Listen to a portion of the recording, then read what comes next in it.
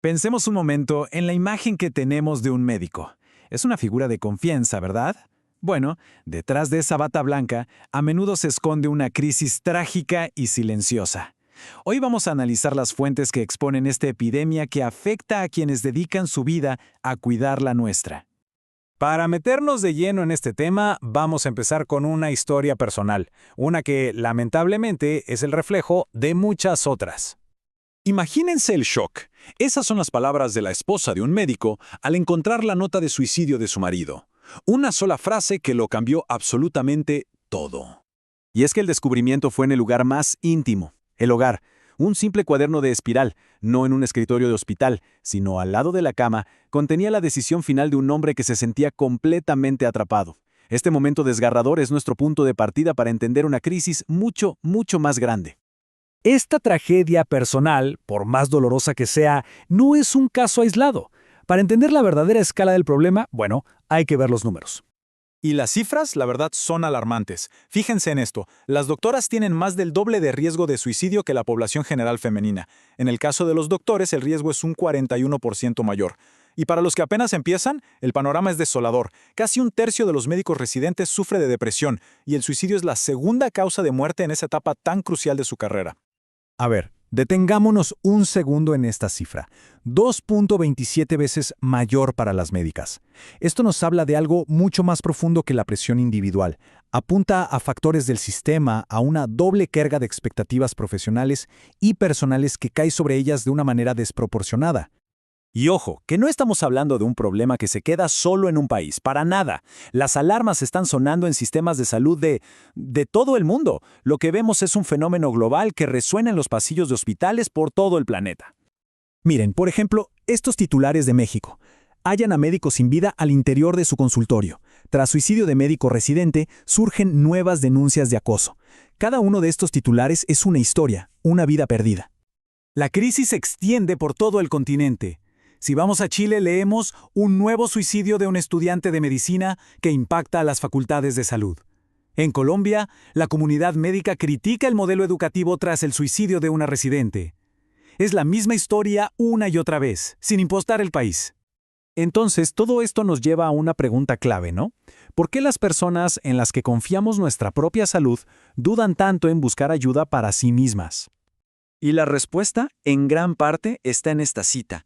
Existe una cultura del silencio. Se espera que los médicos sean infalibles, invulnerables, y admitir una lucha de salud mental se percibe como una debilidad que simplemente no se pueden permitir. Es una paradoja, y una muy cruel, la verdad. Un médico le dirá a su paciente que busque ayuda sin dudarlo, pero cuando se trata de ellos mismos, el miedo paraliza. El temor a que un diagnóstico pueda manchar su reputación o peor, costarle su licencia para ejercer, los obliga a sufrir en completo silencio. Y ese miedo nos lleva de vuelta a la historia personal con la que empezamos. No era una suposición, era una convicción absoluta. La certeza de que pedir ayuda significaría enfrentar represalias profesionales. El punto crucial es que el propio sistema parece estar diseñado para castigar la vulnerabilidad. Y aunque el estigma es un problema mundial, una de las barreras estructurales más, digamos, documentadas está en el sistema de licencias de Estados Unidos. En el centro de este miedo están las juntas médicas. Su misión, claro, es proteger al público, y es vital. Pero la forma en que históricamente han manejado la salud mental ha creado, sin querer, un efecto disuasorio potentísimo. Vean nomás este ejemplo. Es una pregunta real de una solicitud de licencia. Es súper amplia, intimidante, no tiene matices. No pregunta sobre si hay un problema funcional ahora, sino sobre un diagnóstico pasado. Responder que sí podría iniciar una investigación enorme, creando un incentivo muy poderoso para simplemente no ser diagnosticado nunca. Pero bueno, no todo son malas noticias. Frente a un sistema que parece roto, hay gente luchando por cambiar las cosas. A veces, una tragedia personal puede ser el catalizador para una reforma de todo el sistema. El camino no fue para nada fácil, pero fue muy metódico. Todo arrancó con una historia, como la que escuchamos, que movilizó a la gente.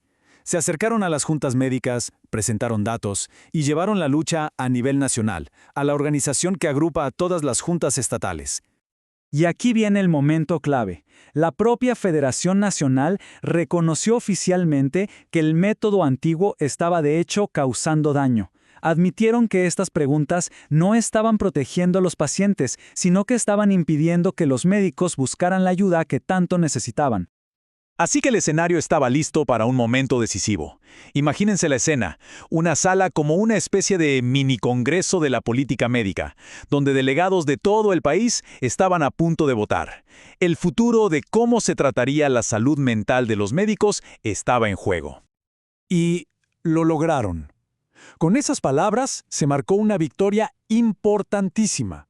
La recomendación de eliminar o reformar esas preguntas intimidantes fue adoptada, enviando un mensaje clarísimo a todo el país. Está bien buscar ayuda. Este es un gran paso, sin duda, pero el trabajo, la verdad, todavía no termina. Ahora la reflexión se centra en el cuidado continuo de quienes nos cuidan. Esta cita es muy fuerte, porque nos recuerda el costo humano que perdura. Aunque se logren cambios en las políticas, el trauma y la pérdida permanecen. La reforma es esencial, sí, pero la curación, tanto individual como colectiva, es un proceso mucho más largo. Así que nos quedamos con esta reflexión. La reforma de las licencias es un paso fundamental, pero no resuelve por sí sola la cultura del agotamiento, las jornadas extenuantes o el estigma que aún persiste. La verdadera pregunta es, ¿estamos dispuestos a reconstruir un sistema que no solo sane a los pacientes, sino que también proteja la humanidad de quienes los cuidan? Porque la responsabilidad de cuidar a nuestros cuidadores, al final, nos pertenece a todos.